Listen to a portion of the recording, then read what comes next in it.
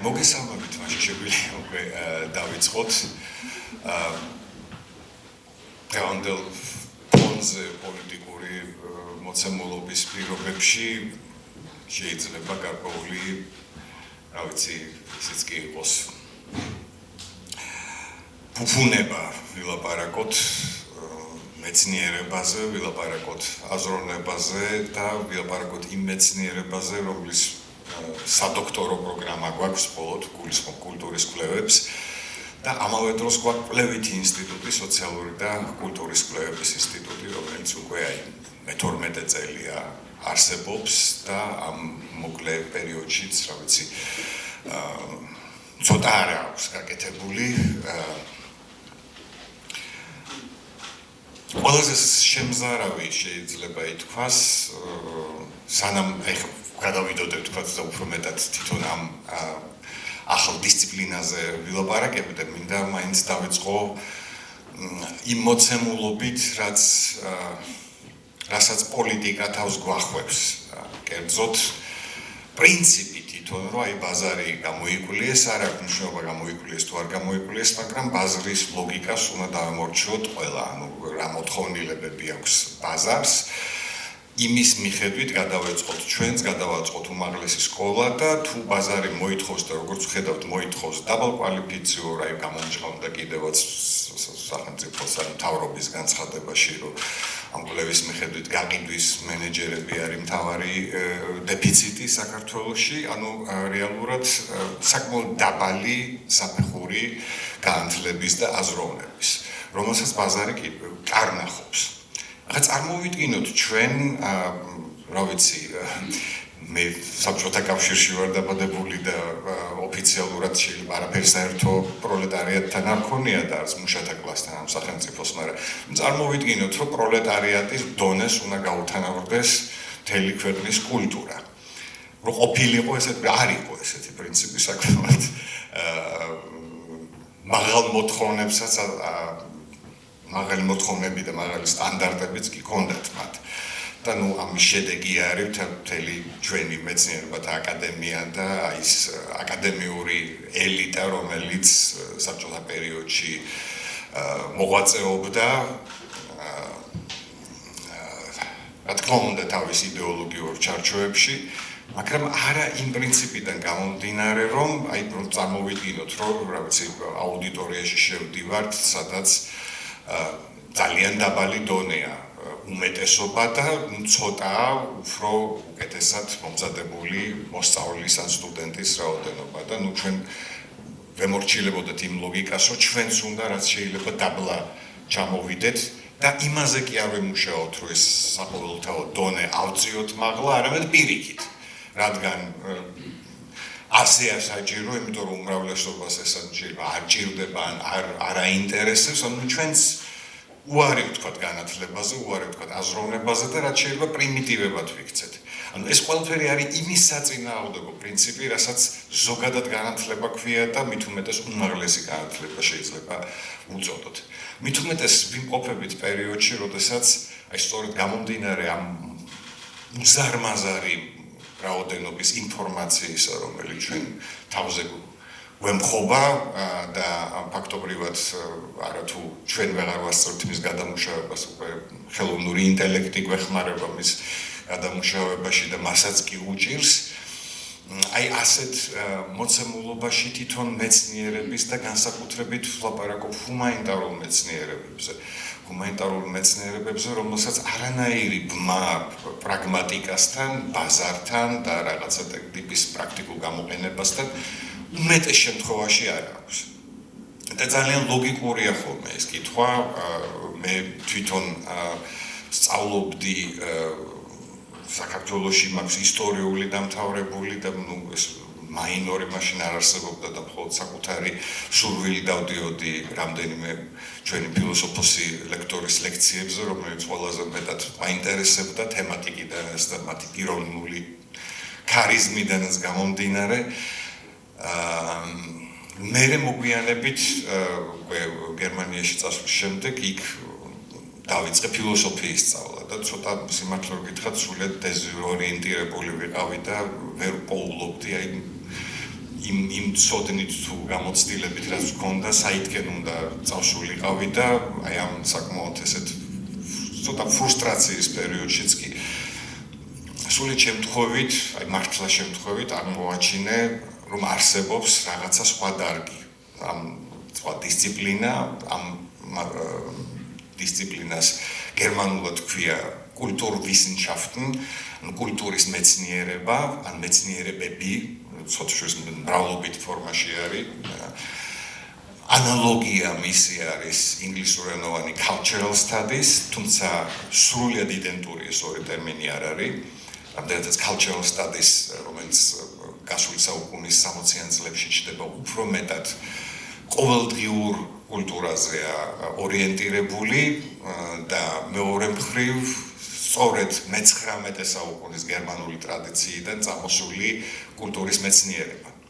აი მე უფრო რამდენადაც შემდგომში მთელი რა ვიცი გატარებული წლების სწავლის პერიოდი თუ მუშაობის პერიოდი სწორედ კულტურის მეცნიერებას გაყვადა ამ მიმართულებით წავედი, ვეცდები ძალიან მოკლედ ვილაპარაკო და გარკვეულწილად შევეცდები ასევე გარკვეული პარალელები გავავლო, რატომ არის საჭირო ეს მეცნიერება, რაში შეიძლება გამოგვადგეს, არ მიყვარს გულწრფელად რო გითხრათ ესეთი კითხვის დასმა, რომ აი რაში შეიძლება გამოგვადგეს. ნუ დაახლოებით იგივე იქნება, რომ აი ვიღაცა გოგო შემიყვარდა და დავიწყე ფიქრი იმაზე, რომ რაში შეიძლება გამომადგეს. ზუსტად იგივე დამოკიდებულება არის.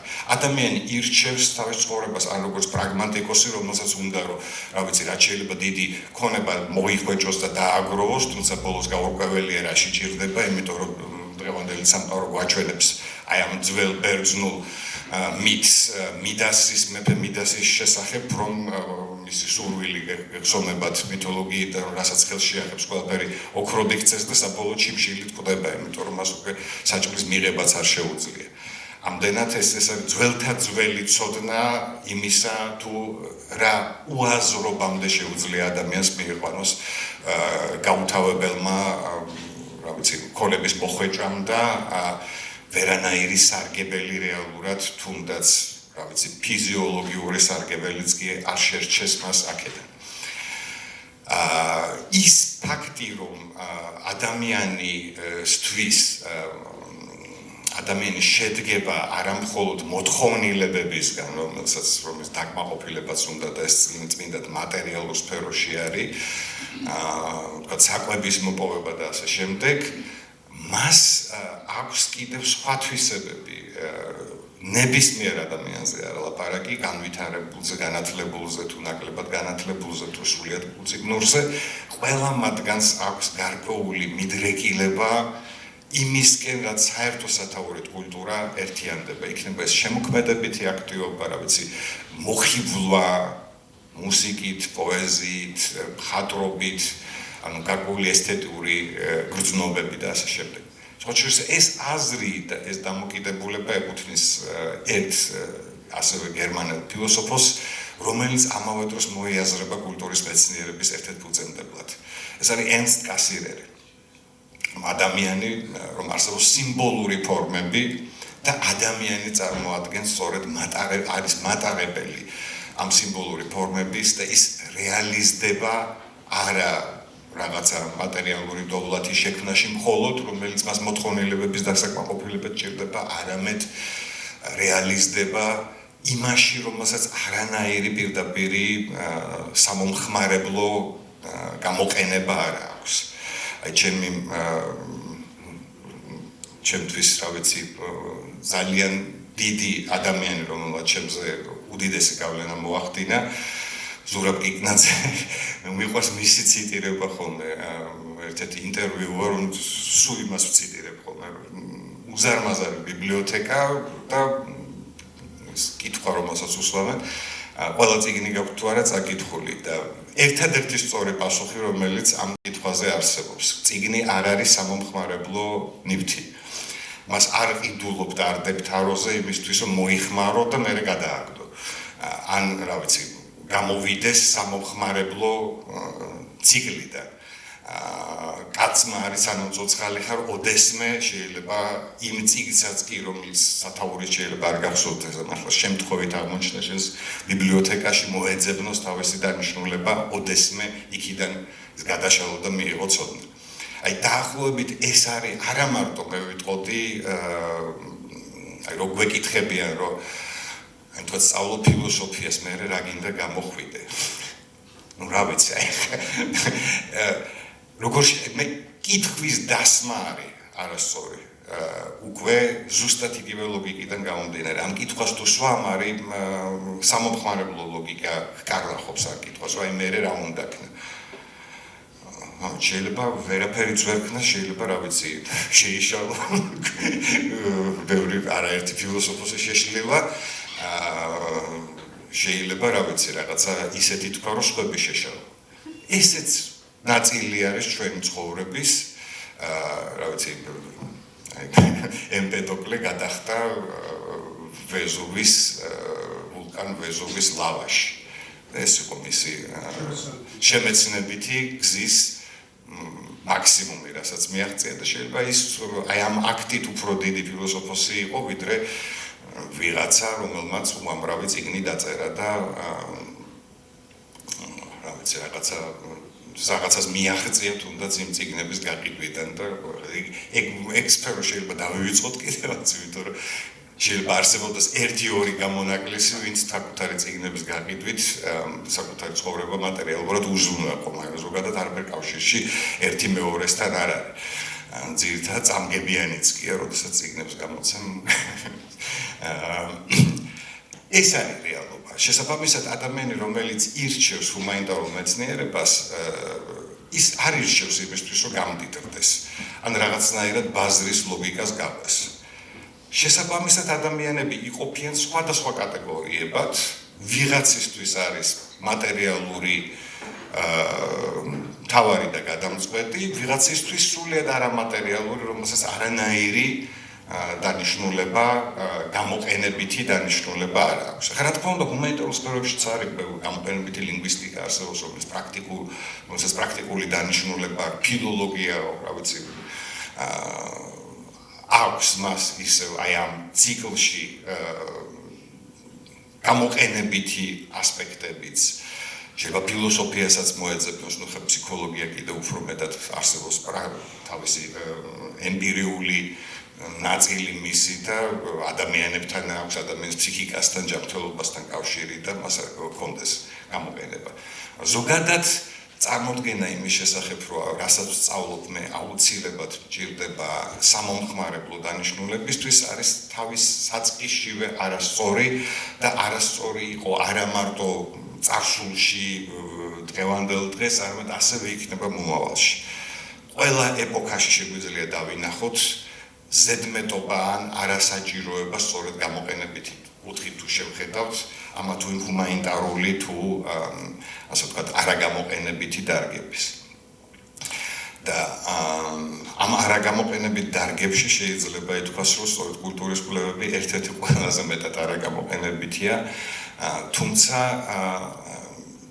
ის მისი გაჩენა იყო ალბათ ერთმნიშვნელოვნად თვითონ ეპოქის და დროის ნაკარნახები და არ არის შემთხვევითი რომ ფუძემდებელ ფიგურებად ითვლებიან ფილოსოფოსები კასირერი ვახსენეთ გეორგ ზიმელი ვილჰელმ დილთაი აი ეს მამად მე მოგვიანებით ეწოდა პირველი კულტურის მეცნიერება კულტურის მეცნიერება რომელიც საკუთარ თავს ჯერ კიდევ არ აღიქვამს როგორც ცალკე დისციპლინას და ერთი ძალიან დიდი და მნიშვნელოვანი ფიგურა გერმანელი ხელოვნებაცოდნე აბი ვარბურგი ჩვენთან სამწუხაროდ თითქმის უცნობი არის მაგრამ აი ჩვენ სწორედ სადოქტორო პროგრამაზე ვასწავლით მის ნაშრომებს ყავდა 3 წლის განმავლობაში კიდევ რჩება ჩვენთან ერთი გერმანელი აბი ვარბურგის სოფლიოში ერთ-ერთი ყველაზე ცნობილი სპეციალისტი ეხლა ეს სახელი ძალიან დიდი სახელი არის თანამედროვე მეცნიერებაში, იმიტომ რომ უკვე როდესაც გასული საუკუნის სადღაც 80-იანი წლებიდან უკვე ყალიბდება კულტურის მეცნიერება ცალკე დისციპლინად და ეს არის მართლა ყველაფრის გამაერთიანებელი. პირველ რიგში შეიძლება ითქვას, როგორც ვახსენეთ, უკვე იწყება ეს ფილოსოფოსები ამზადებენ ამის ნიადაგს, შემდგომში თვითონ მათვე დაანგრიეს ფილოსოფიის საზღვრები. დაანგრიეს ნიშნავს ის, რომ ის გაიხსნა, თქვათ, ფსიქოლოგიის მიმართ, ლინგვისტიკის მიმართ, ხელოვნებაცოდნეობის მიმართ და დაიწყო ძალიან დიდი სინთეზი. ჩვენ როდესაც ვლაპარაკობთ ინტერდისციპლინარულობაზე, როგორც ასევე ერთგვარი ფორმა, მე არ ვიტყოდი მოდა ან რაღაცა ისევ დროის მოთხოვნა. ეს არის ერთგვარი ბუნებრივი ევოლუცია თვითონ აზროვნების და მეცნიერების ისტორიის და ტრადიციის. აი ამ განვითარების აი ამ ეტაპამდე მივიდა. ეს არის ინტერდისციპლინარულობა სწორედ, რომელიც გულისხმობს ცალკეულ დისციპლინებში, ცალკეულ მეცნიერებებში საზღვრების მოშლას და მათ სინთეზს. აი ვაპარაკობდით, რომ თქვა გერმანიაში კულტურის მეცნიერების საბაკალავროზე რომ მიგიღონ, უნდა კონდეს უმაღლესი ქულა ატესტატში. ანუ ეს ფაქტობრივად არის რაღაცნაირად ინტელექტუალური ელიტის გამოსვლის საშუალება. რეგნასაც იქაც ვერ ვიტყვით, რომ აი პრაგმატული მნიშვნელობა კონდეს. ეს არის ისევ და ისევ ჩვენი ერთი მხრივ თვითგანვითარება და მეორე მხრივ საზროვნო ჰორიზონტის შეცვლა. სინთეზი, ძალიან დიდი სინთეზი. იქნება ეს კინოს და თეატრის და ხელოვნებას მას ამ ახალ დისციპლინაში, შედარებით ახალ დისციპლინაში განსაკუთრებით დიდი მნიშვნელობა აქვს. მნიშვნელობა აქვს შესწავლას და აქცენტის გადატანას. მე თქვა, როდესაც ვსწავლობთ რაღაცა ტიპის, რაღაცა პერიოდის ისტორიას, რაღაცა ავიღოთ პირობითად მე-18 საუკუნის ბოლო. აი საქართველოს ერეკლე მეორის, ანუ აღმოსავლეთ საქართველოს კახეთი ერეკლე მეორის მმართველობის დროს. წმინდა ტრადიციული ისტორიული კვლევა იქნებოდა, რომ ჩვენ აგვეღო ამადა ამ წელს ეს მოხდა, თქვათ, ასეთი სოციალური მდგომარეობა არის, ვის ეყრდნობა, ეკონომიკა როგორია და ასე შემდეგ. ისტორია უკვე ისტორიული მეცნიერება გარკვეულ სინთეზს თავის თავში გულისხმობს. ეხლა ნახეთ უკვე შევატრიალოთ და შევხედოთ მას უკვე კულტურის მეცნიერების თვალსაზრისით. აქ შემოდის აქცენტი გადადის, თქვათ, ვიწყებთ ერეკლეზე გვახსენდება ბუნებრივად, რა ვიცი, შეიძლება მე მაქვს ეგრე მოწყობილი მისი პორტრეტი. ის პორტრეტი უკვე არის მოზაიკა, კულტურის ისტორიის მოზაიკა. თავზე ახურავს ჩალმა, კერძზე უკეთია რუსეთის ორდენი, მისი ტანსაცმელი არის სინთეზი აღმოსავლურის, დასავლურის და კიდევ რაღაცის. აი ქართული შეგვიძლია დავარქვათ, თუმცა ძალიან ძნელია გავარკვიოთ იქ რომელი რა ელემენტია რა. ანუ ვიწყებთ უკვე მისი პორტრეტით, ეხლა კონკრეტულად ერეკლეზე მაქვს საუბარი და შეიძლება აი ეს იკონოგრაფიული და ამ იკონოგრაფიას ტერმინი იკონოგრაფია ხო ძალიან გავრცელებული და ძველი ტერმინია, აი სწორედ აბი ვარბურგი, რომელიც ვახსენეთ და მისი მეგობარი, მოსწავლე და მიმდევარი იყო ერვინ პანოვსკი, ასევე გერმანელი ამერიკაში ემიგრირებული ხელოვნებაცოდნე, ფაქტობრივად ამერიკული ხელოვნებაცოდნეობის რეალური ფუძემდებელი, მათ დაამატეს ტერმინი იკონოლოგია. ნუ გრაფია და ლოგია შორის განსხვავებას ვხედავთ, ანუ არა მარტო აღწერა, არამედ აქ უკვე შემოდის ლოგოსი, რაც გულისხმობს ყველა იმ კონტექსტის გაანალიზებას და ინტერპრეტაციას, რომელიც შეიძლება აი ამ კონკრეტულ ნახატს, ამ კონკრეტულ სურათს უკავშირდებოდეს. იქ შეიძლება იყოს ეკონომიკური ასპექტები, აი ვისაც განსაკუთრებით კინოცოდნეს ვხედავთ, გვერდზეც მიზის კინოცოდნე, გეხსომებათ და არა მარტო, რა ვიცი, ზოგადად ჰუმანიტარული განათლების ადამიანებს, ფრანგი თეორეტიკოსი როლან ბარტი, მისი ნაშრომები უკვე უხვად არის ქართულად თარგმნილი, ერთი განსაკუთრებული სტატია, რომელსაც ეწოდება მესამე საზრისი. მესამე საზრისში აანალიზებს სერგეი იზენშტეინის ძირითადი აქცენტი არის ივანე მრისხანეს, ჯავშნოს ან პოჯომკინს, მაგრამ აი აქცენტს გაგახსენებდით ერთ სცენაზე. ეს არის მეფედ კურთხევის რიტუალი, რომელიც ეიზენშტეინმა თვითონ გამოიგონა და დადგა. არანაირი პირდაპირ ცნობები ივანეს დროს როგორ შეიძლება ყოფილიყო, ან ვიცი ჩანაწერი ან ხატი არ ქონია, ან ფრესკა, ხო? ეს მისი აღდგენილი არის. რაზე აკეთებს როლან ბარტი აქცენტს? შეგვიძლია წავიკითხოთ სემიოლოგიურად აღნიშნული აღნიშნულის და შინაარსის წარმოდგენა ის როგორც ვთქვათ სტრუქტურულმა ლინგვისტიკამ შექმნა და სემიოლოგიამ გადაიღო, მეორე იქნებოდა უფრო ფართო მნიშვნელობით, ვთქვათ ოქროს მონეტებს რო აპრიან თავზე, ესე იგი ეკონომიკური სიმძლავრის სიმბოლო არის, მთელი რელიგიური რიტუალი, რომელიც იქ სრულდება, ის ორი დიდებული პაჟი, რომელიც გვერდით უდგას და ამ რიტუალში მონაწილეობს, მოსკოვის ეპისკოპოსი, მიტროპოლიტი თუ პატრიარქი, რომელიც ასე გვირგვინს აწვდის თავზე და ასე შემდეგ. მუსიკა, რომელიც სრულდება, მრავალჟამიერს ღერიან, იქაც და ეგ უკვე იხატება მთელი სურათი. ბარტის რამს კითხვას, რომ მე კიდევ აი ყველაფრის მიღმა მაინტერესებს აი ერთ პაჟს, ეს არის ანდრეი კურბსკის შემსრულებელი, რატო აქვს ესეთი ცხვირი და რატო აქვს ესეთი თვალების გამომეტყველება. აი აქ უკვე ვხედავთ, რომ კიდევ რაღაცა უხილავი საზრისი ჩნდება და ჩვენ მივყვებით ამ უხილავ საზრისებს. ეს არის, ეხლა მოდით თავი დავანებოთ ისე აი ამ აბსურდული კითხვის დასმით, რომ რა გამოყენება აქვს და რა მოთხოვნილებებშია ეს ბაზრის ლოგიკასთან. არანაირ ბაზრის ლოგიკასთან არა, პირიქით. მისგან შორს არის და მხოლოდ ასეთი ფორმით შეუძლია იარსებოს აზროვნებას, იმიტომ თუ ჩვენ აზროვნებას დაუქვემდებარებთ ბაზრის ლოგიკას, იყიდე გაყიდეს, მე არანაირად არ ვაკნინებ.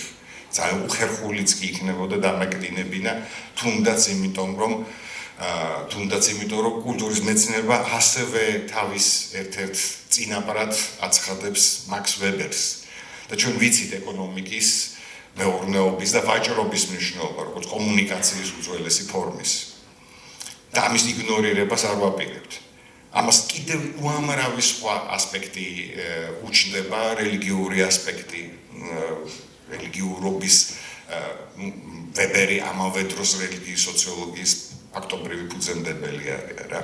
ანუ უზარმაზარი მნიშვნელობები, რომელიც ჩვენ გვაგებინებს სამყაროს და კულტურა თვითონ არის ყველაფერი ის, არა რაღაცა კულტურის სამინისტროსთან კავშირში მყოფი და გაურკვეველი ხალხით დაკავებული, მე მგონი რაც ეგ სამინისტრო არსებობს ზოგადად ეგ ინსტიტუცია.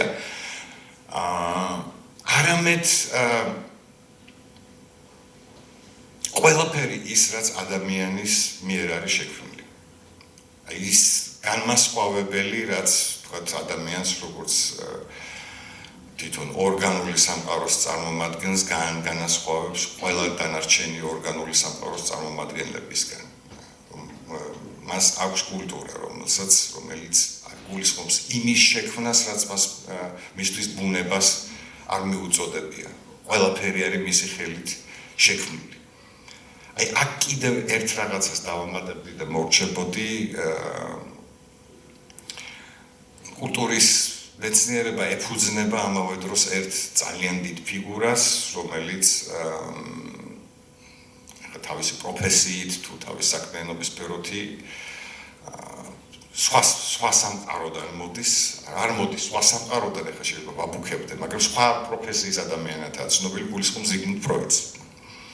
და ფროიდის კულტურის თეორიას. იქ არის ერთი დეტალი, რომელიც ძალიან სადაოც კი არის და ძალიან ბევრ ნებათაღელვასაც იწვევს. ეს არის მისი მოსაზრება იმის შესახებ, რომ კულტურა თავის თავში შეიცავს აგრესიისას კულტურის მიმართ. ყველაფერი იმის მიმართ, რაც კიდევ მეორე ადამიანის მიერ ხელოვნურად შექმნილია. ფროიდის აზრით ეს აგრესია, სიძულვილი კულტურის მიმართ მოდის იქიდან რომ მის შექმნაში ყველა არიღებს მონაწილეობას. აი ეს იყო ძალიან სადაო და ესეთი ნებათაღების გამომწვევი დებულება ფროიდთან, რას ნიშნავს, რომ ესე ვთქვათ მარტო ელიტარული აქედან გამომდინარე. ფროიდს სხვა რაღაცის ჩვენება უნდა და რა თქმა უნდა მისი ახსნა არის ისევ და ისევ საკუთარი მოდელიდან გამომდინარე, სურვილების ჩახშობა, რომელიც ტრანსფორმირდება, სუბლიმირდება სიმბოლურ ფორმებში და ეს არის კულტურა, კულტურის ფუნდამენტი. ჩვენ შთაშიც კი გვაქვს ეს ტექსტი შეტანილი, ცოტა არ იყოს და ეცოდებიან ხოლმე სტუდენტები, ვისაც ამას წაკითხვა უნდათ, იმიტომ რომ ერთ-ერთი ყველაზე რთული ნაშრომია ფროიდის კულტურით უკმაყოფილება. ადამიანი, რომელიც ვერ რეალიზდება თავის პირველად ვნებებს, პირველად ტოლვებს პირდაპირი ფორმით ვერ იქმაყოფილებს, მას აქვს საშუალება სუბლიმირდეს, ანუ გადაიტანოს ის შემოქმედებით ფორმებში. არის შემთხვევები, როდესაც ადამიანი თითქოს შემოქმედი ადამიანი თვითონ იწყობს თავის ცხოვრებას ისე, რომ არა პირდაპირი გზით განახორციელოს თავისი მიდრეკილებები და სურვილები, არამედ პირიქით მაქსიმალურად თვითონვე ხელი შეუშალოს, რომ მიეცეს საშუალება სუბლიმაციისთვის. აგრესია, რომელიც შეიძლება ჩნდებოდეს სწორედ, მაგრამ თავარი რა არის, რომ ადამიანი მაინც არ არის ბედნიერი, როგორც ფროიდი ამბობს, ბედნიერება არ არის იმ პროექტში ჩადებული, რასაც ადამიანი ქვია. არავის დროს არ მოუწია იმის გარანტია, რომ ადამიანი არსებობს ბედნიერებისთვის. შეიძლება პოლიტიკური იდეოლოგიები გადაგებდნენ ამას და პირდებოდნენ, რომ ბედნიერები იქნებით, მაგრამ ეს თავისთავად თვითონ ანთროპოგონიაში არ არის მოაზრებული, რომ ის რაღაცა ბედნიერებისთვის უნდა შეიქმნას. ანუ შესაბამისად ჩნდება ერთი მხრივ ეს უკმაყოფილების ემოცია და მეორე მხრივ ისიც, რომ მე არ ვარ აი ამ კულტურის თავისთავად შემოქმედი. და ამით სურდა ფროიდს აეხსნა აი ეს დესტრუქციული ქმედებები, რომელიც ძალიან ხშირად კულტურის შემოქმედების, ხელოვნების ნაწარმოებებისკენ იყო მიმართული, როდესაც მას ანადგურებდნენ და უამრავი ასეთი ფაქტი ვიცით ისტორიაში. სწორედ იქიდან გამომდინარე, როგორც შურისძიების აქტი, აი კონკრეტულ შეიძლება რაშუაშია თქვათ, რა ვიცი, რაღაცა რომელიღაცა ტაძარი კიდე შეიძლება თქვა, რომ რელიგიური კონფლიქტს იწვევს და ასე შემდეგ, მაგრამ თუ ნახატი ხელოვნების ნაწარმოები ჩვენ ვიცით, რომ ბოტიჩელი აიძულესო საკუთარი ხელით დაეწვა თავისი ნახატები ზოგიერთი და ასე შემდეგ, რა. აი აქ სწორედ ფროიდის ახსნა იყო, რომ არსებობს ეს ინსტინქტი, ანუ დესტრუქციული ინსტინქტი მიმართული მისი განადგურებისაკენ. და იმ დროს, ანუ ეს ტექსტი არის 1930 წელს დაწერილი, ფროიდი უფრო მეტ აქცენტს აკეთებდა სწორედ იმ ხალხზე, რომელთა ექსპლუატაციის, მათ ახსოვთ ეს, რომ ეს მათი ექსპლუატაციის შავ სამუშაო ძალად გამოყენების მეშვეობით აიგო, თქვათ, რაღაცა ეგვიპტის პირამიდები იქნება თუ ის ძალიან დიდი მონუმენტები, რომელიც შექმნილია. და მეორე კიდე, რომ თქვათ, თუ ეს არამატერიალურ კულტურას ეხება, მე არ მესმის და ეს ვერ გაგება იწვევს საშინელ აგრესიას. ეხლა რატომღაც საიდან ამომედივდი და 1987 წელი იყო, სკოლულაც ვამთავრებდი მაშინ და ამირანში აჩვენეს ფელინის 8 ნახევარი. რამდენი წელი თითქმის 30 წლის დაგვიანებით, 25 წლის დაგვიანებით გამოვიდა საბჭოთა კავშირის ეკრანებზე. და ყველაფერი რაც თითქოს აკრძალულად ითვლებოდა, იმაზე იყო ძალიან დიდი მოთხოვნილება და შედის გადატენილი დარბაზის, დიდი დარბაზი კინოთეატრ ამირანის ვერ მოხვდები და დაახლოებით ნახევარ საათში უბრალოდ კი არ გადიოდა ხალხი გინებით და კარის გაჯახუნებით. ანუ იქ რაღაცა გაუგებარი მათთვის უცნობთან ჰქონდათ შეხება და ამან გამოიწვია არა ინტერესი, რომ მოდი მე რაღაცა მაკლია დავინახო, რომ ის გავიგო. არამედ მე ეს არ მჭირდება და მოდი შეურაცხყოფას მივაყენებ, დავამცირებ. რეალურად ეხლა ჩვენ უცებ აღმოჩნდით იმ სიტუაციაში, როდესაც თვითონ სახელმწიფო გვიგეთებს ამას, რომ რაც მე არ მესმის, რაც ვთქვათ მოქმედი პრეზიდენტის ინტელექტუალურ საზომს არ შეესწრება, ის კი არ უნდა შეეცადოს, რომ თავისი ინტელექტი აიმალოს. ანუ ჩვენ უნდა დავიდეთ მათ საზომებამდე, მათ თამასამდე. ანუ ფაქტობრივად ეს აგრესია წავიდეს კულტურის მიერ და ბოლოს ვიტყვი კიდე ერთი საუკუნე ძალიან ხშირია ხოლმე ჟიჟეკი ამბობს, რომ რომელიღაცა თეზისზე ფროიდის, რომ აი ერთი საუკუნის წინ ესე ფიქრობდა, მაგრამ მისი ექვივალენტი დღეს იქნებოდა სხვა რამე.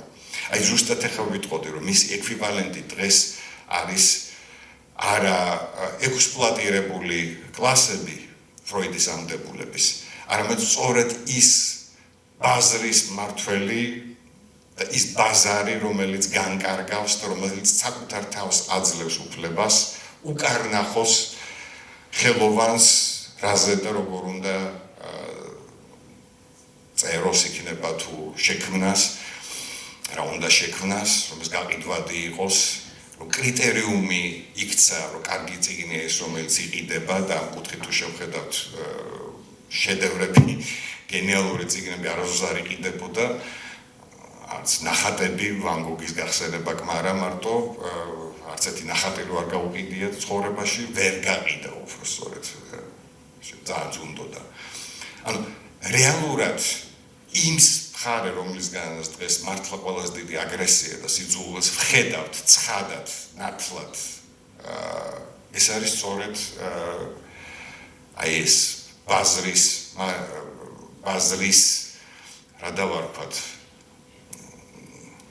ბაზრის წარმომადგენლები თუ რა ვიცი, აი ის ხალხი, რომელსაც აქვთ სწორედ რომელთა არსი შედგება მარტო მომხმარებლობისგან და არა იმისგან, აი კიდევ ბოლო ფრაზას ვიტყვი და ამით დავამთავრებ, მეგონი ისედაც გამიგრძელდა ერთ ძალიან დიდ მოაზროვნეს მეოცე საუკუნის ფრანგ ფილოსოფოს გასტონ ბაშლარს ეკუთვნის ესეთი განსაზღვრება, რომელიც ფსიქოანალიზს განმარტავს ესე, რომ ადამიანი არის არა მოთხოვნილებათა არსება, არამედ სურვილების არსება. მოთხოვნილებები მეორე ხარისხოვანია სურვილებთან მიმართებაში. აი აქედან თუ შევხედავთ, რა თქმა უნდა ჩვენ სხვა სამყაროს სურათს ვხედავთ, ვიდრე ის, რასაც ბაზარი კარნახობს თუ ბაზარი გვეუბნება.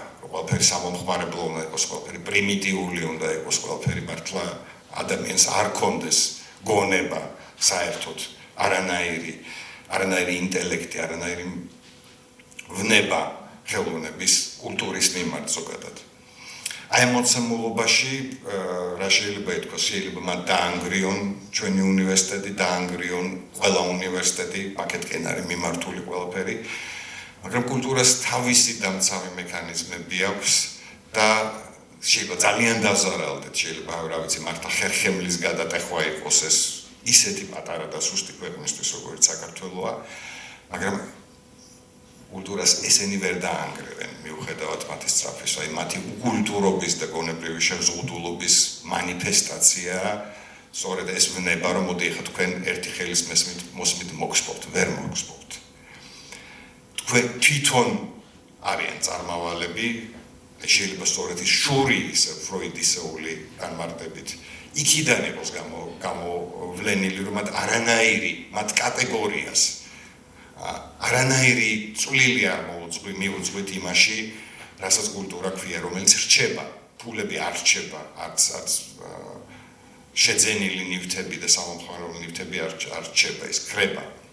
რაღაცა ჩვენი ნებისგანაც დამოუკიდებლად ვიცით ადამიანები, რომლებსაც საკუთარი ნაწარმოებები გაანადგურეს, გოგოლმა დაწვა მეორე ნაწილი მკვდარი სულების. ეგეთი ბევრი ანალოგია ვიცით, ვერგილიუსი აპირებდა ენეადას განადგურებას და მგონი ოქტავიან ავგუსტუსმა პირდაპირ ლეგიონი დაუყენა დაცვათ, რომ არ გაებედა გათოკეს, რომ ლეგენდები რაც ვიცით. და გაენადგურებინა თავისივე ნაწარმოები, მაგრამ ის საკუთარ თვითონ ავტორის ნებისგან დამოუკიდებლადაც რჩება და ილექება. იმას ვერაფერი ვერ ამოშლის. საუკუნეების შემდეგაც კი როგორც არქეოლოგიური შრეები ისე ჩდება.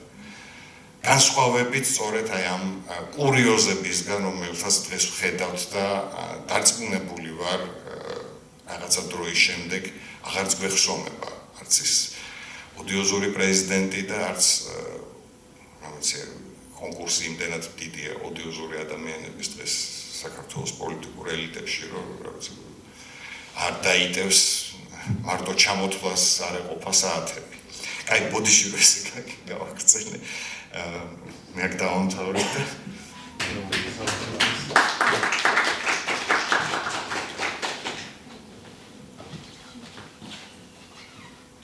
გამარჯობა.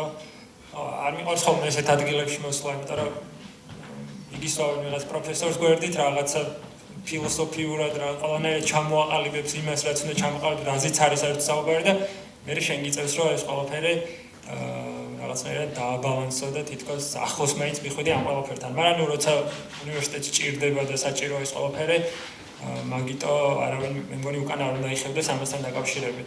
ხო, მინდა რომ ორი სიტყვით ჩემი გამოცდილება ვთქვა უბრალოდ ამ უნივერსიტეტთან დაკავშირებით და მე ნუ ცხადია რეფორმასაც რო ცოტათი შევეხო.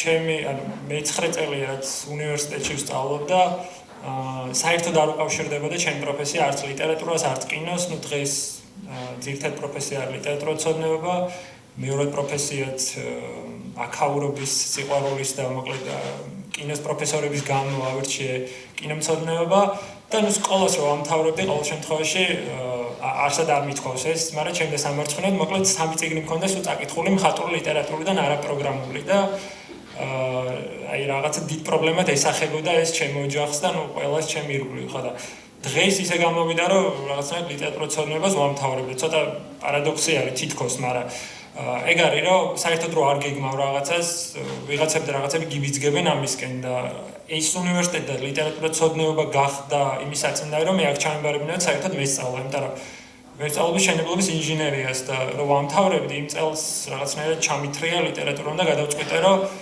მოდი ლიტერატურა ხო არ ვისწავლოთ, ოღონდ არ მინდოდა რომ რაღაცნაირად ქართულ ფილოლოგიაც ძალიან მიყვარს, უბრალოდ არ მინდოდა რომ რაღაცნაირად მარტო ერთ კონკრეტულზე ყოფილიყავი კონცენტრირებული და ლიტერატურათმცოდნეობის რაღაც სილაბუსი იძლეოდა ამის საშუალებას, რომ ბევრად რაღაცა ფრთები გამეშალა და უფრო მეტ ლიტერატურას გავცნობოდი, სხვადასხვა ქვეყნის ლიტერატურას გულისხმობ და ყოველ შემთხვევაში ლიტერატურათმცოდნეობა რო არ ყოფილიყო ბაკალავრზე მე მოკლედ ამ სფეროთი არ ვიქნებოდი ხა დაკავებული ლიტერატურაში საერთოდ არ წამოვიდოდი ალბათ და ჩემი ცხოვრება გაგრძელდებოდა როგორც ერთი ჩვეულებრივი კონსტრუქტორი ვიქნებოდი რომელიც ააპროექტებდა რაღაც შენობებს, შენებლობები კი მიდის ჩვენ ქვეყანაში მოგეხსენებათ, ანგრევენ აშენებენ ასე შემდეგ და ხო ამან გადაწყვიტა და აქედან იცვლება უკვე ჩემი ცხოვრება რაღაცნაირად და აქედან უკავშირდება მე ჩემი ცხოვრება ლიტერატურას, იმიტომ რომ უკვე 5 წელია თუ რამე რაღაცა ლიტერატურული კონკურსი იყო, თუ სადმე კვლევა იყო, ყველაფერში რაღაცნაირად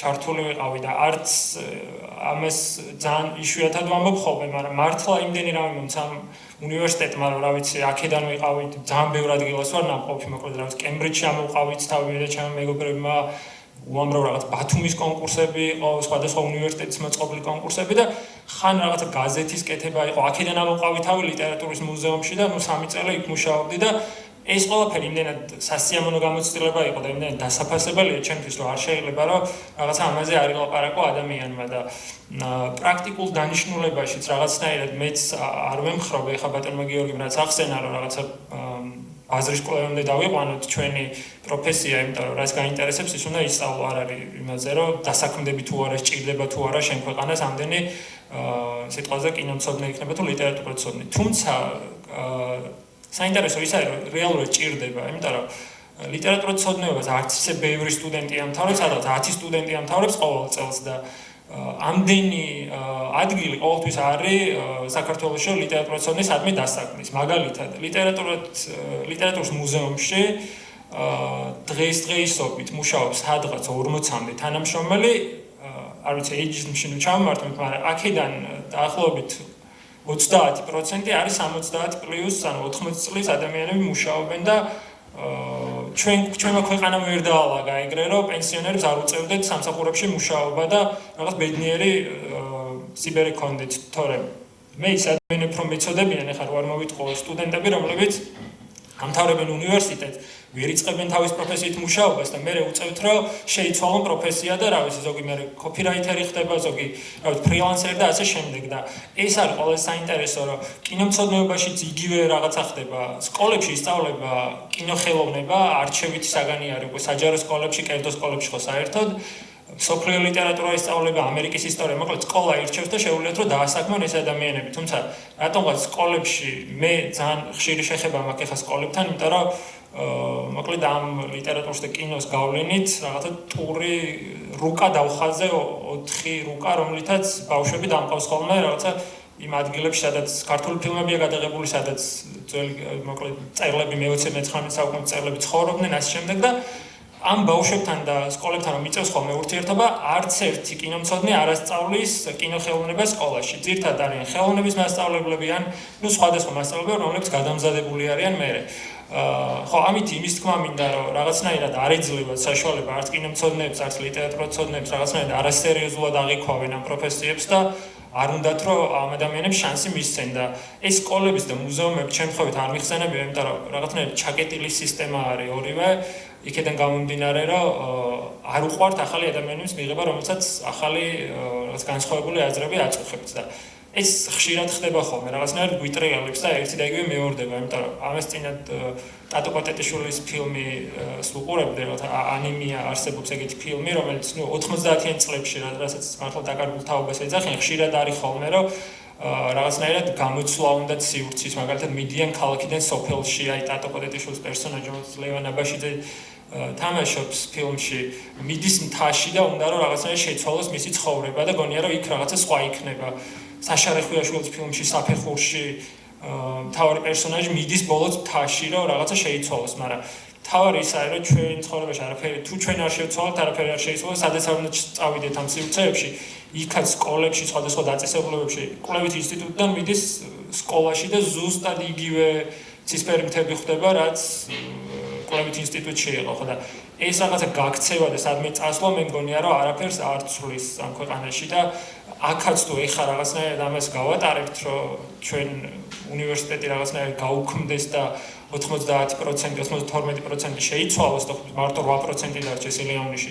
ეს მგონია რომ მარტო რაღაცა ჩვენი ილიას სტუდენტების თუ პროფესორების დამარცხება არ იქნება, იმიტომ რომ ეს იქნება უბრალოდ თავისუფალი სიტყვის და აკადემიური სივრცის მოსპობა და არა რაღაცა ვიწროდ ვინმე კონკრეტულის დაჯაბნა ან დამარცხება. ხო, რაც შეეხება ისე თქმაც მინდოდა ახლა ამასთან დაკავშირებით, რომ დედაჩემს უმეუბნებოდა ხოლმე, რომ აი რაღაც მშენებლობის ინჟინერიას რომ თავებდი, და რა ლიტერატურაცოდნე რო გამხვალ რა იქნება, ანუ რაღაცნაირად მაინც ისე არის მოწყობილი ხო ჩემი მშობლების არ ვიცი ახლა მე ყოველ შემთხვევაში დედაჩემზე და ჩემი ოჯახზე რომ ეგრე იყო მაგათი twin მოწყობილი, სულ მეუბნებოდა რა რაღაც უნდა დასაქმე, ხო?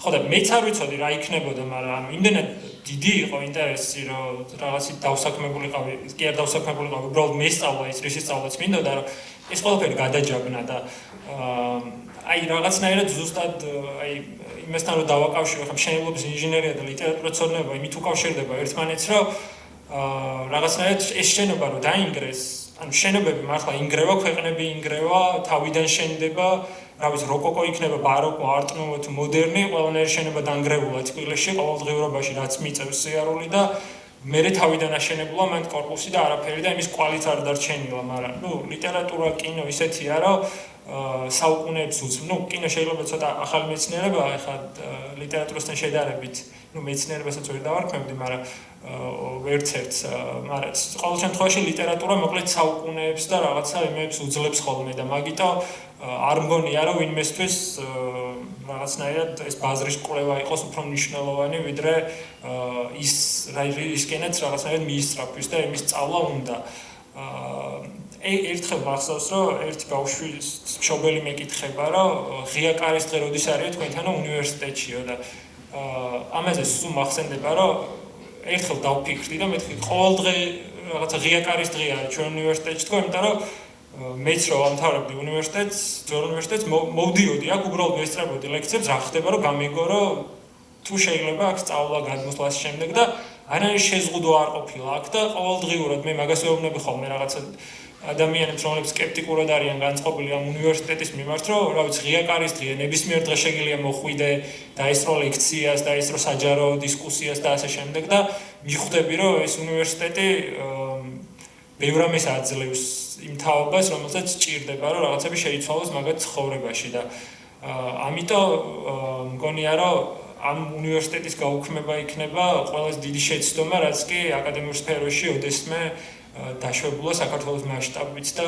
ეს ყველაფერი მარტო იმისკენ მიგვითითებს, რომ რა ვიცი, თავისუფალი სიტყვის მოკლა უნდა თან ქვეყანაში და არა ის, რომ რაღაცა მართლა რეფორმა გატარდეს, იმიტომ რომ პრობლემა შეიძლება იყოს განათლების სისტემაში, მაგრამ ეს უნდა დაიწყო დაბალი საფეხურიდან, მე უნდა გრძელდებოდეს ამის ცვალებადობა და არა იმით, რომ საერთოდ განათლება გააქრო და განათლების გაქრობა მე შესაბამისად გამოიწვევს ის, რომ პრობლემები არ იქნება, ხო? თუ არ არის ჭიქები, თუ არ იარსებებს, ჭიქების პრობლემაც არ იქნება, ხო? ცხადია, როგორც რაღაცა დაბზარული ჭიქა არ იარსებებს, ხო? საერთოდ ჭიქა თუ არ იქნება და ეგ არის, რომ აი რაღაცნაირად სულ მგონია, რომ ეს უნივერსიტეტი არის სხვა უნივერსიტეტების შეკავშირების სივრცე, იმიტომ რომ არ ვიცი ხა რამდენად ატყობთ, მაგრამ სულ ბიბლიოთეკაში, სულ სხვადასხვა უნივერსიტეტის წარმომადგენლები შეხედან ხოლმე ჩემ მეგობრები, რომლებიც დაამთავრეს არაერთი ქართული უნივერსიტეტი, ყველა რატომღაც მოდის მერე და ან მაგისტრატურაზე აბარებს აქ, ან სადოქტოროზე, ან თავიდან საერთოდ ბაკალავრზე და იწყებენ რაღაცნაირად ახალ ცხოვრებას და რაღაცნაირად სულ მიმღებლობა აქვს ამ უნივერსიტეტს და აქ რაღაცნაირად არასდროს არავინ არ გაგრიყავს და ეხლა მეც ძალიან ვარ გამიგრძელდა ეს სიტყვა, ჩემ შემთხვევაში ესე მოხდა, რომ არც ბაბუა ჩემი ასწავლიდა აქ, არც ბებია ჩემი და არ ვიცი, რაღაცა კავშირი არ ქონია ამ უნივერსიტეტთან, არც რაღაც სამწუხაროდ ცოდნა არ გადმომდიოდა ყურებიდან, თუმცა ერთადერთი რის გამოც ეს ადმინისტრაცია იქნებოდა პროფესორები თუ ასე შემდეგ ხან საჯარო დისკუსიებში კონდეთ სურვილი რომ ჩავერთე, არ ვიცი, გაზეთის კეთება დავიწყეთ და აქაც იმიტომ მომიწვიეს, რომ უბრალოდ ერთი რაც იყო, ჩემი აზრით, ყოველ შემთხვევაში ის იყო, რომ რაღაცა мотиваცია შეამჩნიეს ჩემში და ეს მარტო ჩემზე არ არის, მგონია, რომ ყველაზე არის, იმიტომ რომ ყველა სტუდენტში ვისიც კი რაღაც мотиваცია შეუმჩნევიათ, ყოველთვის ის არის, რომ რაღაცნაირად ხელს მოკიდებენ ამ ადამიანს და ცდილობენ, რომ სწორ გზაზე და სწორ გზაზე თუ არა, იმ გზაზე მაინც დააყენონ, რომელიცაც თავისუფალია და ამ გზაზე ბევრი არჩევანი არის და ამ უნივერსიტეტში მოკლედ ეს არსებობს და ამის ჩაკლა ალბათ სჭირდება რეჟიმს, რომ რაღაცნაირად თავისუფლები არ იყვნენ ეს ადამიანები და შემდეგ უკვე მომავალში რაღაც განსხვავებული აზრი არ არსებობს და თუ განსხვავებული აზრი არ არსებობს, ხადია რომ უფრო მარტივი იქნება ახალგაზრდების და ზოგადად ადამიანების მართვა და ხო, სულ ეს მინდოდა რომ მეთქვა მადლობა შესაძლებლობისთვის და მადლობა რომ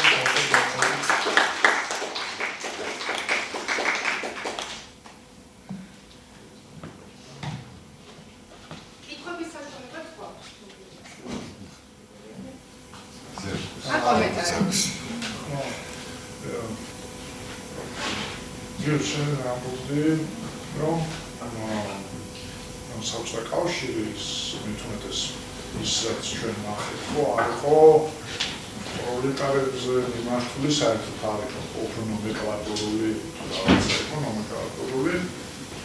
ოღონდ თუ ავიხსენებ, ხო უფრო ქვევით ჩავდივართ, რაზე იდგა, რა მოძრაობებზე იდგა სოციალური წრეები და მე 30-იანი წლებიც, იგივე რაღაც კოლექტივიზაცია და პირველი სამხედრო კომუნიზმი, სულ ხედავთ, რომ დასაყრდენი არის ყველაზე უფრო პროლეტარიც კი არა, ხო, აი ღატაკიფენი, ხო, აი ბედნიაცკი, ლუმპენი, ხო, ლუმპენი და ნუ კოლექტივიზაციის დროს პირდაპირ აი ყველაზე უფრო გაუბედურებული ხალხი, და ბედნიაცკი სადაც ლუმპენი, ხო და ეს კულტურის მონგრევის დრო ყოველთვის ძალაუფლებასა და აი ამ გაუბედურებულ ხალხს შორის იყო ხოლმე კავშირი, ხო? აი ახლა როდესაც ჩვენ გვეუბნებიან, უბრალოდ წარმოიდგინეთ, როცა ბერავებზე დაიწყო აპარატი, ადამიანს ისიც კი არ გაახსენდა, რომ რაღაც პროფესიული, მაგას კი არ თავაზობ, რაღაც პროფესიულ განათლებას თავაზობ, ხო, მაგაზედაც კი არ იყო მაგალითად, ხო, ძალიან შორს კულტურის განათლებასთან და ჩემი კითხვა ხო არ ვსურდებით უფრო ღრმად ვიდრე ჩვენი გამოცდილება არის, ხო, ამ ბოლო დროს კითხები მივდივარ, რომ კი, სოვეტოლოგები ლაპარაკობენ, რომ ყველაზე ძნელი დასაწყნელი იქნებოდა ბრეჟნევის ეპოქა, იმიტომ რომ ცხოვრების წესად გადაგვექცა, ხო, რაღაცნაირად და მაგრამ ეს ჩვენი ცოდვა რომ ამაში ვართ დიდხანს კიდევ უფრო დიდ სასჯელად შეიძლება დაგვიგვდეს და ეს იყოს არა ის 70-იანი რაც ბევრს ენატრება, არამედ ჩაცურება კიდევ უფრო მძიმე ამბავში, ხო? მე საერთოდ გონია რომ აი წარსულის ანალოგიებით დღევანდელობის ახსნა არის აბსოლუტურად შეუძლებელი გონია, იმიტომ რომ რადიკალურად სხვა რეალობაში აღმოჩნდით. ჩვენ გვაქვს ოლიგარქიული სისტემა, ანუ აქ რომ აი საბჭოთა კავშირში გვაბრუნებენ, არ გაბრუნებენ, არანაირად არ გაბრუნებენ. ანუ ის საბჭოთა კავშირის მაგის ხაზგასმა მინდოდა არანაირად უარი არათუ არ უთქვამს კულტურაზე, რა თქმა უნდა, როდესაც მით უმეტეს ესეთი იდეოკრატიული სისტემა სახელმწიფო შენდება, მას თავისი კულტურა უნდა კონდეს, როგორც ვთქვათ, იტალიაში იტალიური ფაშიზმი კიდევ უფრო ცხადად აჩვენებდა, იმიტომ რომ პირდაპირ მარინეტის გამოყენებით და მისი მანიფესტების, რომ აი ყველაფერი უნდა დაინგრეს, ძველი მუზეუმები უნდა გაუქმდეს, ესეთი აზრები ჰქონდათ, ხო, რომ ყველაფერი ახლად აშენდეს, კიდევ გაირო ვერ განახორციელეს, თუ წარმოიდგინეთ, რომ მთელი იტალია დაენგრიათ. დასანგრევით დაგენალება და ეგეც პარადოქსი, რომ თქვათ, აი ამ ლუმპენ პროლეტარიატულ, თქვათ, 20-30-იანი წლების კოლექტივიზაციის, ინდუსტრიალიზაციის პერიოდში, რომ მათ იყენებ ძალად, მაგრამ მთელი ელიტა სახელმწიფოს მეთაურების არიან ინტელექტუალები, რამდენიმე ენაზე მოლაპარაკე ზოგს ევროპის უნივერსიტეტები, ხო, აი ლუნაჩარსკის ფენომენი განათლების მინისტრი იყო. ბოლშევიკი ძველი არანორმალური ცოდნის და ჰორიზონტის პატრონი გიორგი ჩიჩერინი, ხო, ლენინიდან 36 წელს გარდაიცვალა, იყო საგარეო საქმეთა მინისტრი დღეს, რასაც ვეძახით, სახალხო კომისარი. რეალურად წიგნი აქვს დაწერილი მოცარტზე და აი ეგეთი ისინი მაღალ ლაპარაკობ ბუხარინზე და ტროცკიზე და ზინოვიევზე და თვითონ ლენინზე, ხო, ანუ პოლიგლოტები და რაღაცა დიდწოდ. ანუ თვითონ საკმაოდ მაღალი კულტურული მარაგის პატრონები მის საწინააღმდეგო მოდელს ქმნიან რაღაცას იგონებენ. ხო, ანუ მათ ვერ დავაბრალებთ კულტურისადმი მტრობას, მათ თავისი უნდათ შექმნან რაღაც ძველი შეცვლით. მე დღევანდელ სიტუაციას რო შევეხოთ, ანუ ვის ხელშია რა კატეგორიის ხალხის რა ღირებულებების, რა ინტელექტის პატრონების, ანუ ვინ იღებს გადაწყვეტილებას. უფრო გროტესკული შეიძლება იყოს, რომ პოლიციის პოლკოვნიკი, რომელსაც სხვა განათლება არ აქვს, იღებს განათლების რეფორმის მეთაურია და იმან უნდა გადაწყვიტოს, ხო? ის კომისიაც განათლების რეფორმის ყავს კალაძე, რომელსაც რა ვიცი, რაღაცა დანაწევრებული მეტყველება როდის ისწავლა, იმის ნაკვალევებს არჩევ, ხო? პრეზიდენტი რაღაცა, ანუ აი გაურკვეველი ფიგურები განათლების კომიტეტის ხელმძღვანელი არის მასონების შეთქმულებაზე მოლაპარაკე ადამიანი, ხო? ანუ აი ხედავთ რეალურად, რომ აი რა ვიცი, ეგეც ისტორიული გადამეტება, მაგრამ ისტორია მოქცა სიმბოლო ვანდალების სახით. შემდგომში არ იყვნენ ეგეთები, როგორც ვიცით. არც ისეთი ვანდალები. მაგრამ ვანდალიზმი, ეს არის ვანდალიზმი, ანუ ის ცალკე დამოუკიდებელი ისტორიული ტერმინი, ხო? მოდის არ ესმის რა არის და უნდა რომ გადაუაროს და გადათელოს და გაანადგუროს, ხო? ცალკე იმასაც ვიკითხავთ, აი თითქოს და ბაზრის კვლევას გვატენიან რაღაცას, ხო?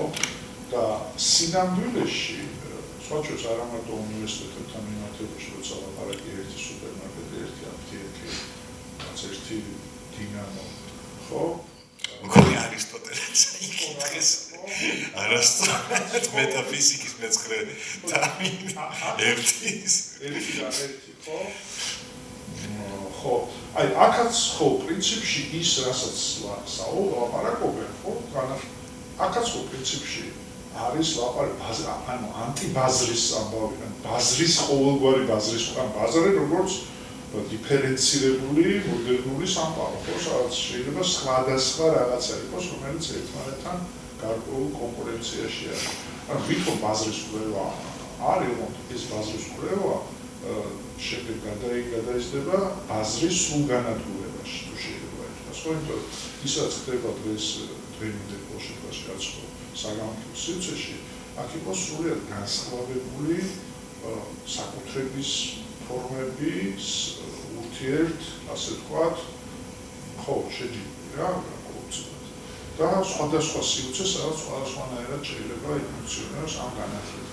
და ხო, ის რასაც გვთავაზობენ, ეს არის ბაზრის როგორც განსხვავებული ფაქტორების სრული განადგურება, ხო? სულად პარადოქსული რაღაცა ადამიანმა, აი დინამო 11 მოთამაშე რო ყავს, მაგრამ ზეუნოს ყველა გააკეთებო. ოღონდ დინამო თვითონ, ხო? თუ დინამოს ავტორი.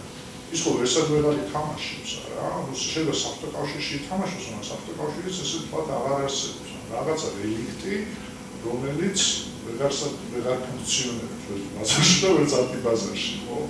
ეგეც ამბავია და აი ხო ეგეც ის არის, აი მართლა კულტურის მეცნიერების კუთხით რომ შევხედოთ, ეგ არის მართლა თვითკოლონიზაცია.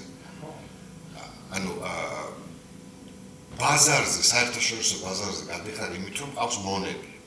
მოსახლეობა ჩემი არის მონა. ეს დიდი ხანია ეგ აზრი უტრიალეთ. მახსოვს პირველად იმაში დავოში თქვა ერიკაშვილმა და იმაზე გაუგნებული ვარ, როდის ხდება ამ ლეიცები გასული. მოგბრძანდი ჩვენთან, ჩვენ ყავს იაფი მუშახელი. დააშკარად არა. ხო, ეგეც არ აქვს, ხო. ანუ კოლონია ვარ. მოდით მაქციეთ კოლონიად და ეს მართლა ვერ მოვასწარეთ ჯერ კიდევ ვიკვლევთ უკვე წლები ამ იმას რა სწორედ კოლონიურ და პოსტკოლონიურ თეორიების გამოყენებიდან როგორ ხდება აი განსაკუთრებით ეს თვითკოლონიზაცია. აი ძალიან საინტერესო არის რომ ეს ტერმინი ლუმპენ პროლეტარიატი ვიცით ვინ შექმნა და საიდანაც მოდის, მაგრამ მე-20 საუკუნის ბოლოსკენ იქნება ლუმპენ ბურჟუაზია. ანუ ბურჟუაზია, რომელსაც არავითარი სხვა ინტერესი არ აქვს, გარდა ნებისმიერი ფორმით, მათ შორის იმ ქვეყნის განადგურების მეშვეობით გამდიდრების ვნება ამოძრავებს. და ესაც შეიქმნა სწორედ აი კოლონიურ, პოსტკოლონიური თეორიების სფეროში, დისკურსებში, რომ კოლონიზაცია ქვეყნის ხდება ზუსტად აი ამ კატეგორიის ხალხის გამოყენებით, რომ ისე ყველაფერზე წავლენ, ანუ ეგ მოაწერენ იდეალურად, რომ აი მონების ახალი ეშელონები მოყავთ და ამით კიდევ უფრო გამდიდრდებით ქვეყნის განადგურების და მოსპობის ხარჯზე. და მოამრავი მაგალითი გვაქვს ამისი ბოლო ბუნება, აბა რა ბუნება უნდა გაანადგურო. აი ამ ლოგიკის ხალხი. თუ იქიდან მოგება არის, და სწრაფი მოგება. ხო, და შეიძლება ახალ ასე ვთქვათ, თავობას რამდენიმე ჩვენ სტუდენტს უნდა დავდეთ ეს ცენტრალური შეხედვა. ხო და სინამდვილეში რაც ამბობთ ეს არის პირდაპირ განადგურება, ანუ რასაკვირველი ილიონის პირდაპირ დაესმენ ხალხს თავს სამწელზე გადასულ თავს გამოაცხადეს რომ მეორე სპეციალობა აღარ იქნება.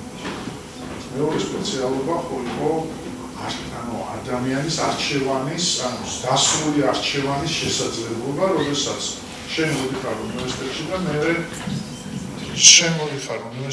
მერე ირჩევ სპეციალობას, ხო?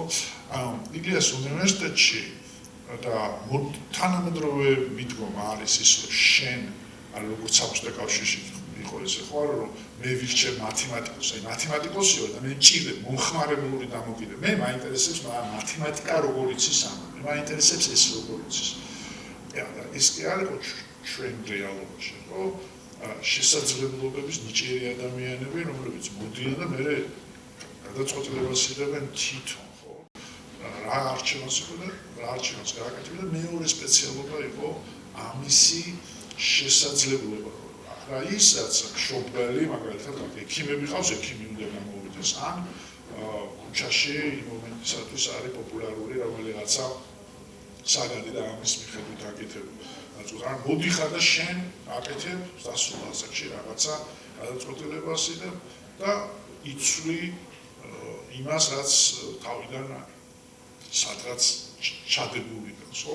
ეს შესაძლებლობა მოსვეს და როგორც ამისი ყველაზე უფრო ქმედითი ინსტიტუცია მილიონის ეს დაიკარგება, ხო, ეს შესაძლებლობა და ხო ესეთი ცვლილებები ყველაზე დიდი პარადოქსი და ყველაზე დიდი სიმდიდრე არის სწორედ ესეთი ცვლილებები, რაზეც დღეს როდესაც შენ თავში ხედი გახსნის სხვა რაღაცას და შეიცვლი და შენ შექმნი საკუთარ სახეს და არა დარჩები იმ სახეში, რომელიც არის რა ვიცი გვარის, ქუჩის, თაობის თუ რაღაცის, ხო? ეს ნახლაც ძიმე ამბავი არის. თუმცა ეს უკვე მოხდა და თქვენ თვითონ შექმნით იმ სამყაროს, რომელსაც გაქრობასაც უნდათ, რომელიც გაქრობაც უნდათ. კომენტარი გაკეთებულა, უბრალოდ სერგოს ნახმოვდა. ჩაწერის. მოკლედ იმასაც არასრულებენ, გუნდებში გადაწყობასაც არასრულებენ, უბრალოდ ანადგურებენ იმას სპეციალობებს. ხო შეიძლება რომ შეერთებინათ ფსიქოლოგია და ბიოლოგია ესე ვთქვა. მაგას პირდაპირ ანადგურებენ. გამორჩეულზე იყო კიდევ ძალიან პრიმიტიული ფორმებით, ხო, ან დემონიზაციის კამპანიები მთელი თავისი ტროლებით და რა ვიცი, ბინძური მედია საშუალებებით, დეზინფორმაციის საშუალებებით. მართლა რაღაცა ტიპიური ესეთი პირველყოფილი აზროვნებისთვის დამახასიათებელი. აი ნუ მიზანი რაც შეიძლება გამოიკვეთოს, რომ სწორედ აი ამ დონეზე დაიყვანონ, რაც შეიძლება დიდი რაოდენობა მოსახლეობის აზროვნებდეს, როგორც რა ვიცი, პირველყოფილი ადამიანი. აი იქ რა ხდება, ეს არის რაღაცა გველების ბუდე. ნუ რატო, აი ხო, ვთქვათ, რაღაცა არგუმენტი შეიძლება არსებობდეს მართლა, ხო, რომ რატოა ილიას ესეთი გველების ბუდე. ვინ არის გველი, რას ნიშნავს ეს გველობა, ხო? იქნებ მართლა ვართ, ხო? აი გვითხრან, რაში გამოიხატება. არა, თავარი არის პირდაპირ ყოველგვარი რაღაცა არგუმენტაცია შეიძლება იყოს, ან რა ლოგიკა, პირდაპირ რაღაცა, აი მოგაკერონ იარლიკი, მხოლოდ იმის გამო, რომ აქ რაღაცა სხვანაირი არაკონტროლირებადია ძალაუფლების სტრუქტურების გამო და გამზადება, რომ აი მე ეს გველების ბუდე ამოშთვეს და მთელი თავისი ის გახარებული პირველყოფილი ადამიანები, რომლებიც იზეიმებენ, რომ აი ბოროტება დაამარცხეს და ესეთი. ეს კათოლიკურ ბრძოლაში გაიმარჯვეს. რაღაცას დავამატებდი უბრალოდ ცოტა არ დაგეთანხმების და ასე ვთქვათ შევავსებ კულტურის კვლევებთან დაკავშირებით. ანუ ბრიტანული კულტურის კვლევების მაგალითზე სულაც არ არის ესეთი თეორიული და მხოლოდ ჰუმანიტარული, ხო, რომელიც გამოყენება არ ქონდა, ან რაღაცა არ გასულა ყოველდღიურობაში, ხო, ბიგინგ სკოლის მაგალითზე. ვახსენებთ. კი, ანუ რომლებიც ეს თლიანად ეიჯენსი იყო, ხო, არ იყო მხოლოდ თეორიული და გადიოდნენ ისინი ხალხში და რა ვიცი მუშათა კლასში და ძალიან ახლო იყვნენ ესე ყოველდღიურ და მათ შორის დაბალ კულტურასთანაც ხო და ხელოვნებასთან და ალბათ ნუ ის სკოლაც რატომაც დაიხურა რომ ამეტანი ის იყო ხო სახელმწიფო პოლიტიკას ეწინააღმდეგებოდა სწორედ და არ იყო მემარცხენე იყო ბევრად ვიდრე თავშეთ ტეჩერის დროინდელი მიდგომები ნაშრომები იყო ეკონომიკისადმი და მეორე მხრივ ხა სხვა ისე რომ შევხედოთ ხო სულაც არა ეს კულტურის კვლევები აი იგივე ეს ანგლო-ამერიკული მხოლოდ ესეთი ძალიან ემპირიულია ხო რაღაცა კვლევებზეც არის დაფუძნებული ერთგვარად და აქედან შეიძლება აი რაც თქვენ ახსენეთ რომ ეს სამინისტრო კულტურის რას აკეთებს სწორედ კულტურის პოლიტიკა დააშენო მერე ამ კვლევებს ხო თუ განავითარებ და ასე ვთქვათ ეს გამოყენებაც მოუწევ ისევე როგორც ახლა თუ დავუშვათ ისევ ბაზარზე და ისევ ეკონომიკაზე უნდათ მაინც და მაინც ყოველთვის აპელირებ ხო ვიცით ქვეყნები რომელიც შეიძლება ძალიან დარე მაგალითად კორეის მაგალითი ხო ეს K-pop-ი რომელმაც წალიკა მთელი მსოფლიო და ძალიანაც მომგებია ანუ შეიძლება არ მოგწონს ჩვენ არც არის სამთავრობას მით უმეტეს მაგრამ რომელმაც კორეას უდიდესი მოგება მოუტანა ხო და განავითარა რაღაცა ისეთი ანუ ეს ეკონომიკური მხარე იქაც კი შეიძლება გამონახო ერთი შეხედვით დღეს ბაზარზე სრულიად ისეთი ეკონომიკურად წამგებიანი მათი ლოგიკიდან ვამბობ. მაინც ეკონომიკის სფეროა. ხო, არა, ნუ ეს ხო ფაქტია, ნუ ეს რა ვიცი, ხო K-pop-ი გამახსენებთ იგივე ბრიტანული და ამერიკული როკი და ეგენი კიდე ცალკე და საერთოდ რა ვიცი, publishing-ი იქნება და ყოველთვიდან შეიძლება ნახო მოგება ხო, ძალიან ჰუმანიტარული სფეროებიდან თუ ასე ვუდგებით. ну ჩემი ეგეხა ჩემის არც არის მართლა ატანა მაქვს ამ K-pop-ის მაგრამ თუ გვინდა ну აი მაგედან შეიძლება მოგება ვნახოთ და agency დოაქციოთ ასე ვთქვათ თუ მაინც თეორიების წინააღმდეგი ვარც კიდე მაგრამ ну სწორედ ეგაშინებთ ჩემი აზრით ილეონიშიც რომ იყო ეს მოღვაწეობა ხო რაღაცა დიდი მათი პოლიტიკის საწინააღმდეგო მადლობა Жаха შემთხვევით ჩემთან აღმოჩნდა. დიდი მადლობა შენი ფიქრებისთვის, რომელიც ამ პარკში აღიძრება ხოლმე. ეხლა დამაინტერესა ძალიან ამ ლუმპენ ბურჟუაზიის ეგეთი ცნება არსებობს და ეგეთი ფენომენი არსებობს, რომელიც პირველად არ ხდება ესე ჩვენს თავს. ეს ნიშნავს, რომ რაღაცნაირი განვითარება თუ რაღაცნაირი დინამიკა ამის ჩამოყალიბებას და მე რაღაც პერსპექტივა უკვე შეიძლება არსებობდეს და არის რამე ხელშესახები იმისთვის რომ რაღაცნაირი პროგნოზი გაკეთდეს საიტმიდის ეს ყველაფერი რა ჯანდაბა გაჩნდება ბოლოს რომელიც ამას დაამთავრებს ან სხვა იმაში გადაიყვანს სხვა მდგომარეობაში რაღაცა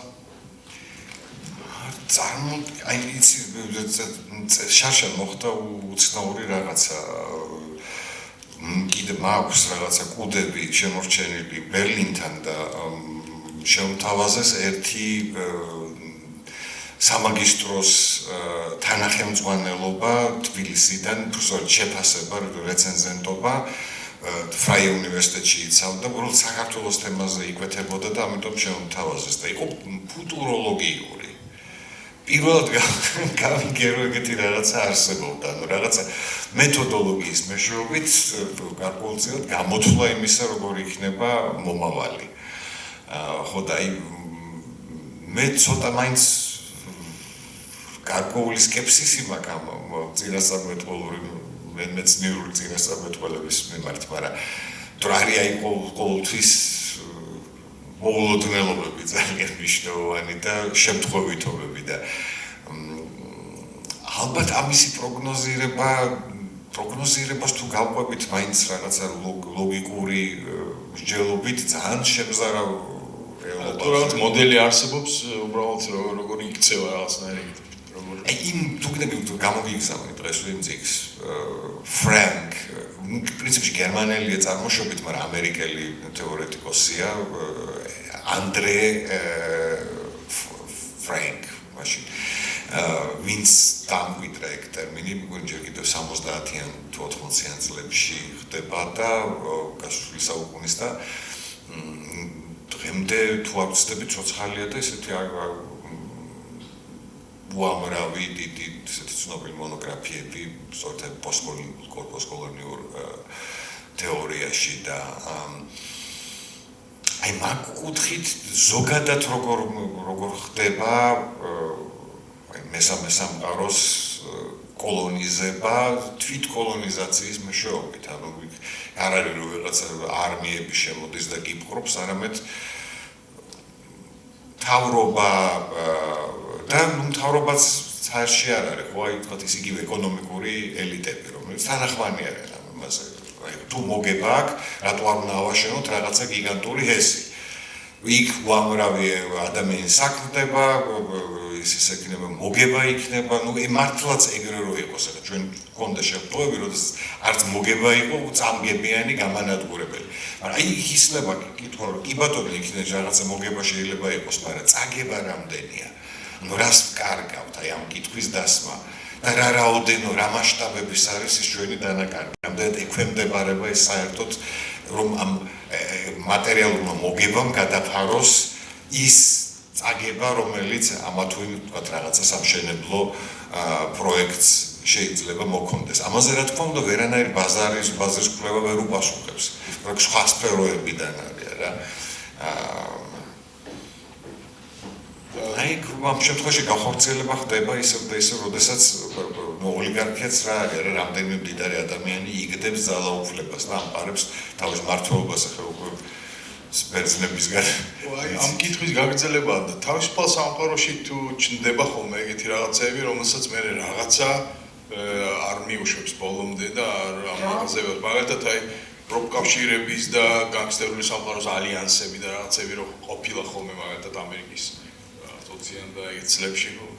ალბათ აი იგივე ზუსტად ეგეთივე მექანიზმები, რომელიც წინააღმდეგობას უწევს და ახერხებენ ან არა იმასაც, მათ შორის ევროპის ყველა რა ერევა ამას მე საზოგადო როგორ ხდება ამის მორევა საზოგადო აი ჩეკინგასაც როცა ძალაუფლება არის გადანაწილებული რომელიღაცა აჩერებს ნერე ხო იმურუსიძე აი სულ ახალ-ახალი ამბავი რო ავიღოთ ხო მახო ისარი რომ ისაც ჩვენმა ინტელექტუალმა ცერაპრებმა ისოდენ რომ დემოკრატიას ხანდახან აქვს ოლქოკრატიის სახე ხო და ამიტომ დიფერენცირებული ძალაუფლება რომელიღაცა აჩერებს რომ მაგალითად სასამართლო არ უნდა იყოს და უმრავლესობის ნების გამოხატვა სხვა რაღაცას უნდა იყოს იქ ის არის რაღაცა სხვადასხვა ამბები არის აი ახლა რაც ხდება პრინციპში რიკაშიც ხო იქ რამდენად მოახერხებენ არ ვიცი ხო მაგრამ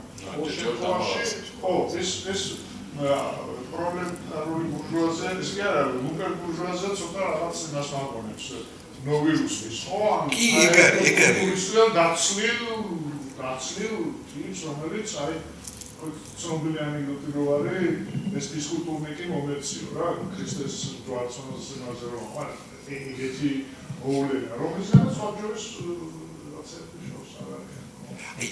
სუახახას მოხდა ბერლინში ეს ახალი აეროპორტი რო გაიხსნა დახურეს ორი ძველი აეროპორტი და ერთ-ერთი ძველი სტემბელჰოფი პირველი ჰიტლერის დროინდელი აეროპორტი მთლად ქალაქის ცენტრში აღმოჩნდა უკვე იყო გამზადებული მთელი კომპანიები რომ იქ რაებს ავაშენებთ მithmet ეს ბერლინში არანორმალური დეფიციტია საცხოვრებელი პარტიის ხო და ну მოქალაქეებმაც გააპროტესტეს, მაგრამ თვითონ ჩაერთო ხალხი, რომ არ გვინდა აქ ახალი მშენებლობები, მორიგი ახალი დიდი პარკი ავაშენოთ. და აშენდა ეს პარკი. მიუხედავად იმისა, რომ თურამის ნაკლებობა არა ბერლინში არის, მართლა პარკების ნაკლებობა 40% ქალაქის ტერიტორიის არის პარკი. და კიდევ ახალი გიგანტური წარმოდგენა აეროპორტის ტერიტორია გადაკეთდა პარკად და ქალაქის კიდევ საკმაოდ ცენტრალურ უბანში. ანუ აქ არის ზუსტად რაღაცა ტიპის ისევ კულტურული ლოგიკა, ეკონომიკური ლოგიკის წინააღმდეგ. როცა დიფერენცირებული არის საზოგადოება, იქ რაღაცა თუ ემუშაობს, სხვა რაღაცა აწონასწორებს, აჩერებს. და თუ არის, ასე ვთქვათ, კონცენტრირებული ძალაუფლება, მთელი თავისი ამ манипуляციის მეშვეობით არა, ახლა მედია საშუალებებით როგორ გამოიყენება, გასაგებია რომ ყველგან არის პროპაგანდის ელემენტები ნებისმიერ ქვეყანაში და სახელმწიფოში, მაგრამ ახლა 100% დეзинფორმაციას გაწვდიდნენ ეს ხო რაღაცა პათოლოგიასთან აქვს საქმე არა, მართლა რუსეთი, საქართველო, ირანი, აი ერთი კატეგორია გავდივართ, ხო? არა მაქვს ტელევიზორი, მოხდა არანაირი ისეთი რაღაცა ბრძოლა ტელევიზორთან არ მქონია, უბრალოდ მივხვდი რომ ეს არის ისეთი დონის ამაზრზენი, ქართული ტელევიზიები, რომ ის რაღაცა ოროტება, ისეთ ამიყვავთ მოვაშთები, მაგრამ ვერ გავუვიხარ ინტერნეტის სავსეები, სოციალური ქსელები, სადაც შეხვდა ყველგან ამონაჭრები ხდება.